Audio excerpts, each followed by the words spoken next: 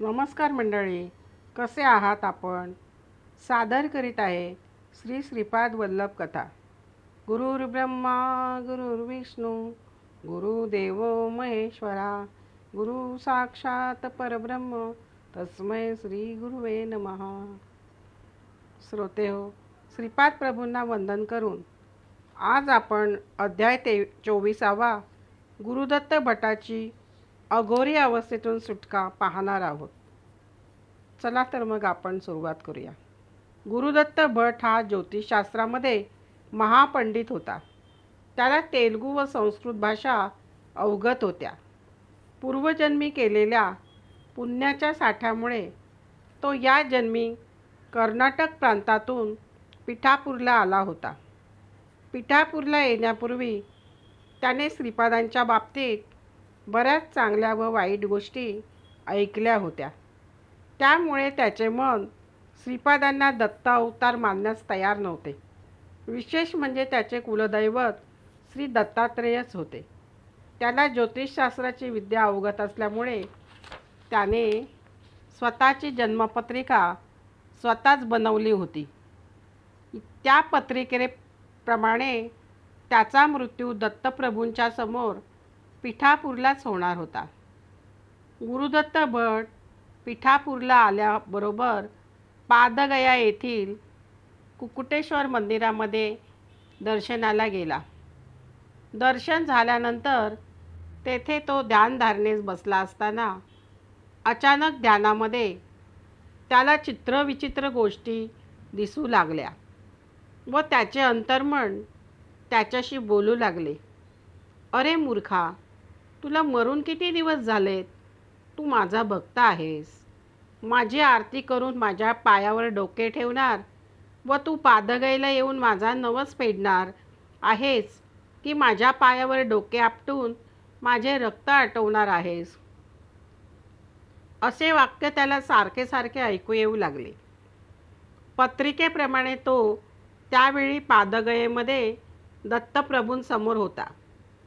तेव्हा त्याने खरंच मी जिवंत आहे का मेलो आहे हे पाहण्यासाठी हृदयावर हात ठेवला, तर हृदय चक्कच बंदच होते. नाडीचे ठोके मंदगतीने चालत होते. आरशामध्ये चेहरा पाहिला तर मेल्यानंतर मनुष्याचा चेहरा जसा दिसतो तसा म्हणजे जीवनकळा जाऊन प्रेतकळा आल्यासारखा दिसत होता. त्याने हसण्याचा प्रयत्न केला तेव्हा तर चेहरा फारच भीतीदायक दिसू लागला. या सर्व गोष्टींमुळे तो स्वतः पिशाच्च झाला आहे असे त्याला वाटू लागले व त्याचा सर्व अहंकार गळून पडला. आता तर तो फारच घाबरला होता. तो गुरुदत्तांच्या ज्या स्वयंभू मंदिरामध्ये होता त्या मंदिरातील पुजाऱ्याचे शरीर त्याला सूक्ष्म दिसू लागले. या सर्व गोष्टी त्याच्यासमोर घडत आहेत याची त्याला जाणीव झाली व त्याच्या अंतःकरणामधील सुप्त विवेक जागा झाला. आपल्यावर ओढवलेल्या संकटाचे निवारण होण्यासाठी श्रीपाद श्री वल्लभांचे दर्शन घेणे फारच आवश्यक आहे याची त्याला तीव्र जाणीव झाली. मेल्यानंतर मनुष्याच्या देहातून आत्मा निघून जातो, पण त्या पंडिताच्या शरीरात आत्मा मरणानंतरही वास करून होता. त्यामुळे आपण जिवंत आहोत असेच त्या पंडिताला वाटत होते. आता त्याला जाणवू लागले होते की पापी लोकांचे बोलणे ऐकून दत्तस्वरूप श्रीपादांची मी निंदा केली हे मी फारच वाईट केले. मी प्रभूंवर अविश्वास दाखविला. घंटीकोट येथे पाषाणाची स्वयंभू श्री दत्तमूर्ती म्हणजे साक्षात श्रीपादच आहेत याबद्दल त्याची खात्री पटली.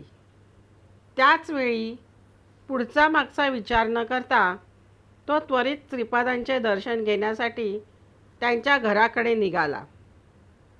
प्रभूंच्या घराच्या अंगणात पाऊल ठेवले त्याचवेळी श्रीपाद प्रभू घराबाहेर आले होते व समोर उभा असलेल्या गुरुदत्त भट्टावर ते रागावले.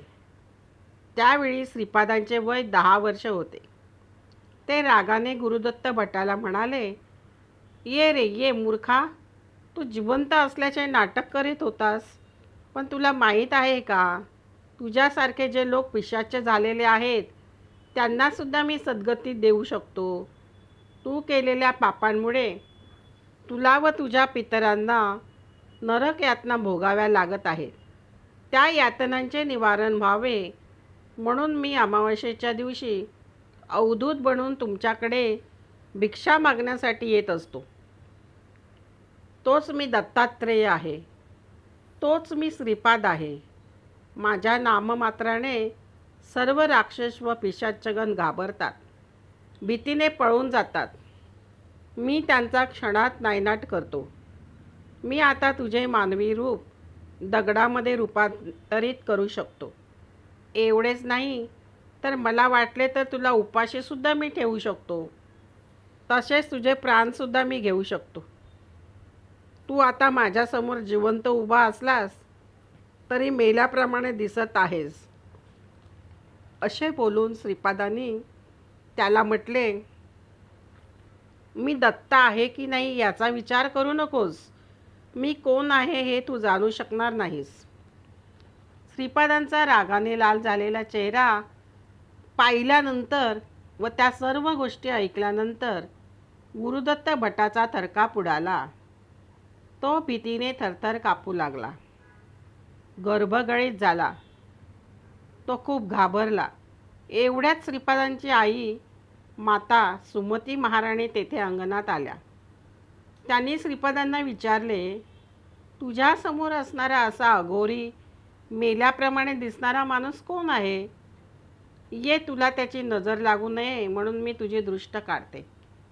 तेव्हा श्रीपाद प्रभू म्हणाले, माते, अजून हा अघोरी झाला नाही, पण त्याचा पुढचा जन्म फार वाईट येणार आहे. त्याला मेलेल्या लोकांचे प्रेत वाहून नेण्याचे काम करायचे आहे. मरण्यापूर्वी तो माझे दर्शन घेण्यासाठी येथे आला आहे. आता आलाच आहे तर आपल्या घरामध्ये जो भात शिल्लक राहिला असेल तो याला आणून दे. श्रीपादांच्या म्हणण्याप्रमाणे त्यांच्या आईने घरातून भात आणून गुरुदत्त भटास खाण्यासाठी दिला. गुरुदत्त भटाने माता सुमतीने दिलेला भात घेऊन कुकुटेश्वर मंदिराच्या मोकळ्या जागेत जाऊन बसून खाल्ला. भाताच्या सेवनानंतर गुरुदत्त भटावर श्रीपादांची कृपादृष्टी झाली व गुरुदत्त भट पूर्वीप्रमाणे बरा झाला. जेवण झाल्यानंतर श्रीपादांनी त्याला तेथून निघून जाण्यास सांगितले. आता त्याचे अघोरीपणातून सुटका झाली होती. गुरुदत्त भट पूर्वीप्रमाणे बरा झाल्यानंतर पुन्हा श्रीपादांच्या दर्शनास गेला. माझे माणूस कितीही दूर, माझे माणूस कितीही दूर, असे ना साता समुद्रापार, असे ना साता समुद्रापार, चिडीसारखा मी बांधून या दोर, चिडीसारिखा मी बांधून या दोर, ओढून या सत्वर आणेतो, ओढून या सत्वर आणेतो. श्रीपाद प्रभूंची ही कथा तुम्हाला कशी वाटली? आवडली का? आवडलीच असेल या कथेला लाईक व सबस्क्राईब करा व कमेंटमध्ये जरूर सांगा. श्री श्रीपाद प्रभूंचा जय जयकार असो.